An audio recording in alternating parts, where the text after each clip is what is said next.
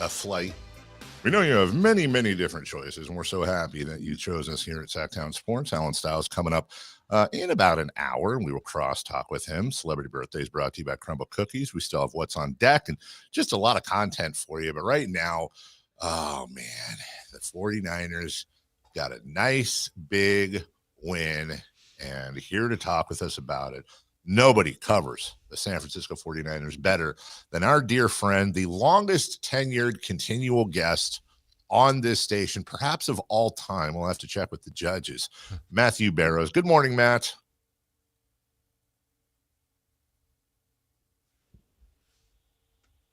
Guys? Oh, there you go. Sorry, Matt. There you go. Good morning, Matt. We'll try that again. Good morning to you. How are you doing?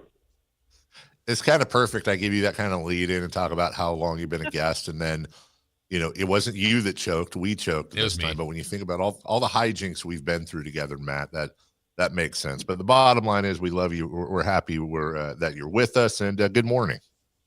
Good morning. Yeah, that hijinks doesn't even rank, doesn't register. Yeah, that's not even getting way votes. Down on the list. Yeah.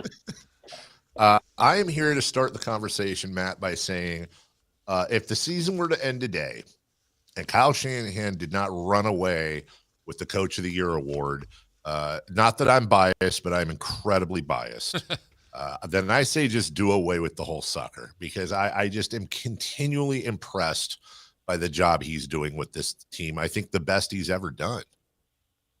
Yeah, I agree with you. You know, what he's been able to work with, and not just the personnel. It's that it's different every week. He's got to deal with a new issue every week, and I will say that the one constant for him this season has been Christian McCaffrey, and they've used him every which way they can. And for some reason, some teams like the Falcons, like the New York Giants, can't seem to keep track of Christian McCaffrey, even though it's clear he's going to be far and away the focal point of the offense because of all the changes. But he keeps delivering. Shanahan keeps delivering. Mac Jones keeps delivering. I mean, there are reasons why this team has somehow made it to 6-3. It really is kind of stunning, just given that just about every victory this year has been accompanied by at least one, and sometimes two, major losses of players. I agree with you. It's probably his finest performance in a really flawed year, but one that also sort of highlights this team's strengths. It's kind of an odd combination. Matt Barrows joining us, of course, from The Athletic, brought to you by Stockton Honda. You mentioned at least an injury happening seemingly every week, and there's been injuries that have kept guys out for the season now. Is it what we think it is for sure from Williams yesterday with that injury? We don't know for sure. I think he's probably having the MRIs right now. They have him down at Stanford Hospital on Monday. So I imagine they got going a little bit later today after arriving late into the Bay Area. But, they do the check on the sideline, just sort of a physical check of the back of the knee. And 9 times out of 10, you can tell from that. So I think that if Shanahan brought that up as a worry after the game, it's pretty likely that he has that and is out for the season. I will say, though, this is coming from Dr. Barrows, who has zero medical degree, but when it happened, it seemed like it was just his knee kind of crashing into the turf, like Christian McCaffrey had last year in Buffalo, when it's just sort of a front impact type of injury. And that's usually a PCL injury, not as bad as the ACL, probably not as light as the MCL, but somewhere in the middle. So I don't know. We'll have to wait and see for sure. But again, I don't think Shanahan brings up ACL if they don't have a fairly good idea that that's what it is. Dr. Matt Barrows of The Athletic joining us right now. And Matt, so let's just, again, of course, we want Williams to be okay. But let's just go with the likelihood that he's going to miss extended time. We talk about this every week. I ask you the same question every week. Trade deadline's coming up now. Are you predicting that it's likely John Lynch will actually have a third-degree burn on his ear next week from the phone melting onto his actual earlobe? Is he going to be, would you anticipate, incredibly busy trying to make moves? Yeah, I do, and I anticipate at least one more move, and one more move on the defensive line. I mean, let's say that Williams is done for the season. Well, they were also counting last week on having Yetur Gross-Matos back for this game and for the second half of the season. So he ends up aggravating a hamstring strain in Thursday's practice. He's now on IR, so he's missing at least the next 3 games, and probably more. So that just kind of shows that even after adding Keon White and adding Cleveland Ferrell to the practice squad, they thought that they were going to have Michael Williams and Yetur Gross-Matos for the back half of the season. Both of those guys go down. So that just kind of shows you the math that they were hoping for and what they are actually getting. They still need to add bodies to that line. I think that Keon White could be eventually a sort of one-for-one with Michael Williams in that he's a bigger-bodied defensive end who can play a lot of snaps in the middle for you. He's like Yetur Gross-Matos in that way, too. He's got to learn the system. He's not going to be able to perform quite as well at the outset, but I do think that there's still room for that just pure pass rusher, the third down guy, somebody who can line up opposite Bryce Huff when he comes back from injury and apply some real pressure on the quarterback. And I think there are a handful of guys like that who are available. I mean, we just watched Washington last night just get absolutely crumpled. They need to kind of, reassess and probably start thinking about next year. Von Miller, for example, would be, I can't imagine having to pay too much for him given his age, but he's that designated pass rusher that you could get 12 snaps from a game, and they would be pretty worthwhile snaps, I would imagine. I think it's going to be somebody in that mold for the 49ers. Matt, as far as the win yesterday, the 34 points was a season high. We mentioned already how well Mac Jones and McCaffrey played. And I know there wasn't a huge volume. I think he had 5 to 6 carries. But what did the impact that Brian Robinson Jr. finally have? He had a nice touchdown run, but good yards per carry. It just felt like that added a little bit more finally to that offense. Yeah, it did. He looked like he was in the swing of things, playing a team in a building in which he's played quite a bit. I'm sure he was happy about the results and how well he did. I was a little bit kind of perplexed, though, and I'm sure a lot of your listeners felt the same way, that, Robinson plays well during the game. They trade for him at the beginning of the season, which means they have, they don't have as much trade capital right now.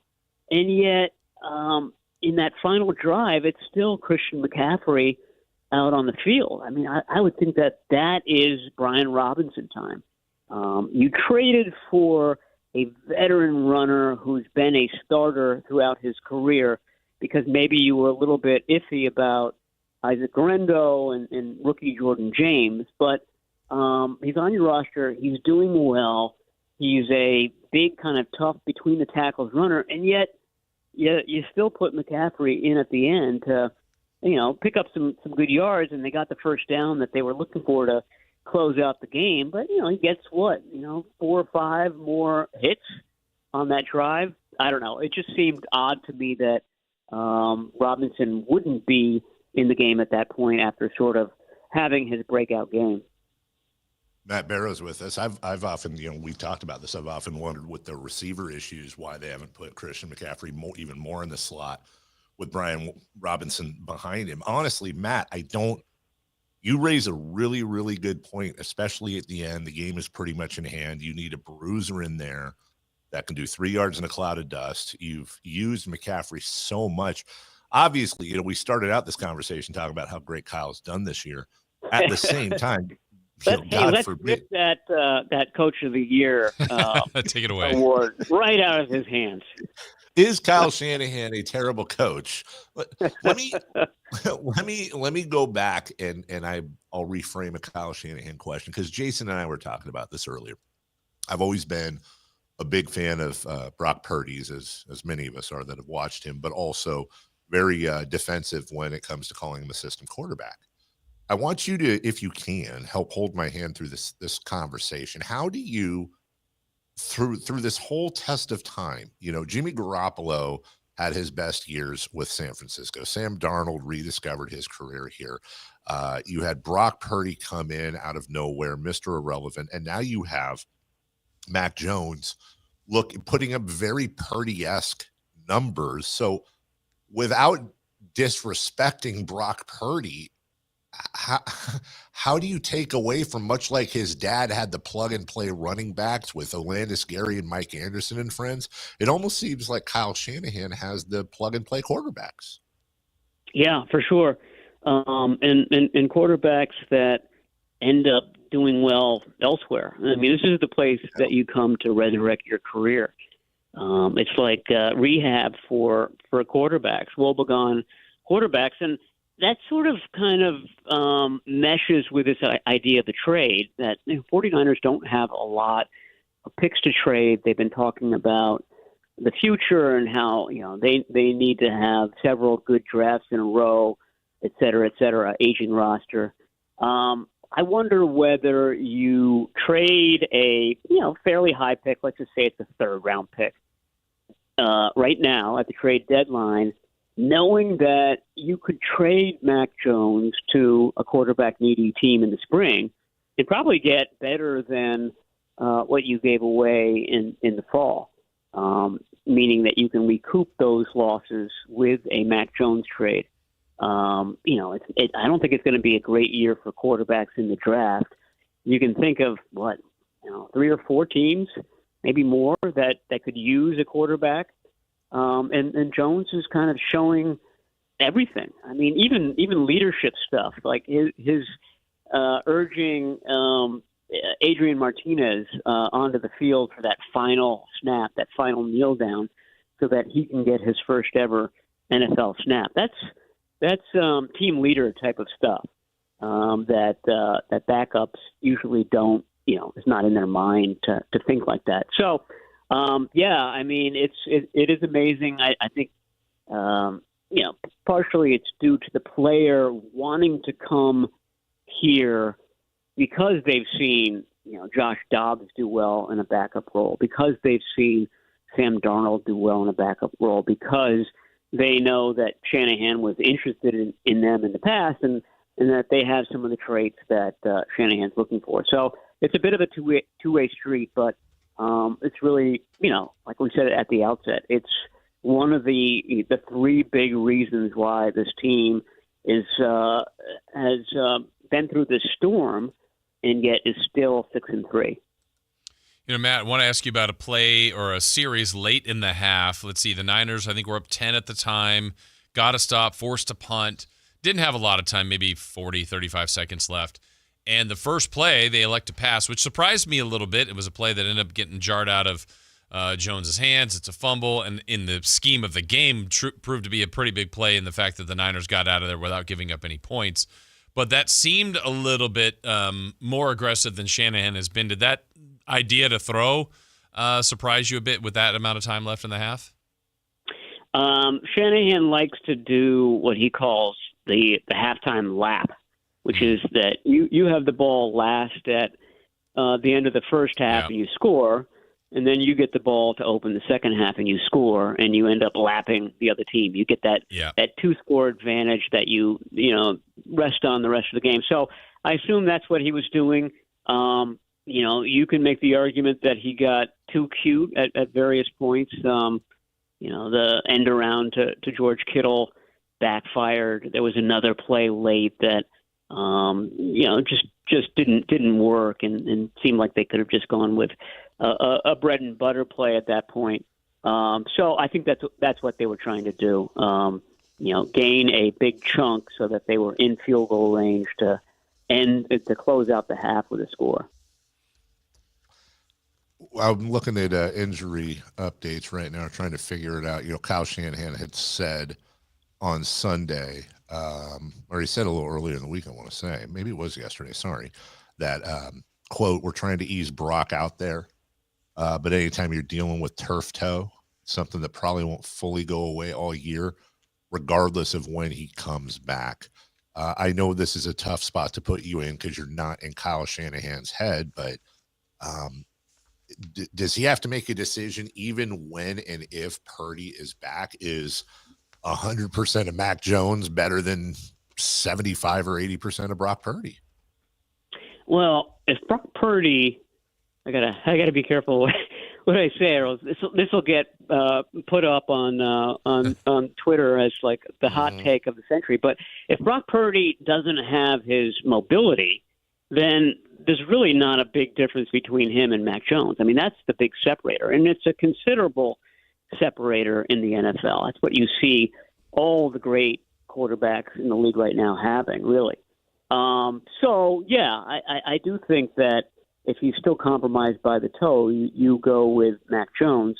What Shanahan said was interesting from several angles. I mean, it was the first time he used the words turf toe all season. So he now finally acknowledges that it's turf toe. He acknowledges that it's something that's probably not going to go away this season. He needs the full off season to do it. So they're looking for the right point to insert him. But it brings up a good point. Mac Jones is looking good right now. You've got a big game against the Los Angeles Rams coming up. Do you go back to Purdy, who hasn't played for a month plus, or do you keep rolling with Mac Jones in this game and try to ease Purdy in at a different point in the season? I suppose what Shanahan said is that, if Purdy's going to be, dealing with his toe all year, maybe there's no great time to put him back in. You put him in week 10, he's dealing with a toe. It could be the same thing in week 13. He's your franchise quarterback.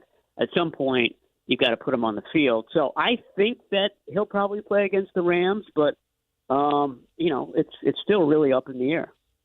Well, I do want to get Jason. Oh, yeah, go ahead, Dave. Just real quick, can I just submit this? I'm looking at the definition of turf toe, and it says turf toe is an injury to your big toe joint when ligaments, tendons, and soft tissues in the joint tear. It's a common injury amongst football players and da-da-da-da-da. Can we change turf toe to big toe tear or some? Turf toe does not sound like it's a bad injury. Turf toe sounds like you have a fungus or some sort of like scratchy thing going on with your toe. It doesn't sound like torn ligaments in your big toe.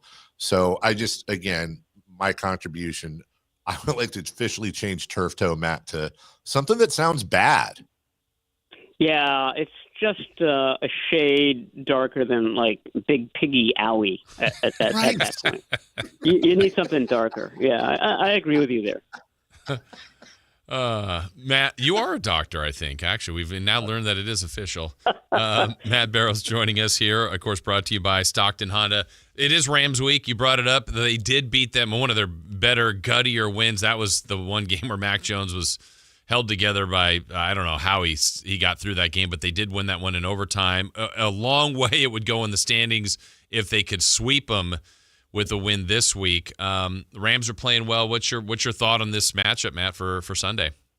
Yeah, I mean it's a huge game. I had no faith that the 49ers were going to win that Week 5 game. I mean, they played that one without George Kittle, without Juwan Jennings, obviously without Brandon Ayuk. I mean, there were a long list of guys that didn't play in that game. So they were able to pull that one out.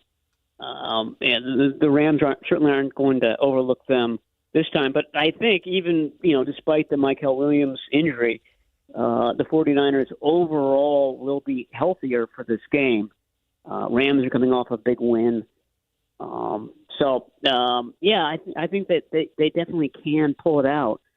I'm watching the Seahawks, though, and thinking that, gosh, maybe the Rams and the 49ers are playing for second place in the division because they look like a dominant team. Great offense, really good defense. So that, maybe the schedule makers know something. The 49ers closed the season with a home game against Seattle. That could loom as the biggest game of the year. Do you think it's legit that Kyle is in Sean McVay's head? Is that a media thing? I think they're both in each other's head. I think that Kyle just loves to beat Sean McVay and vice versa.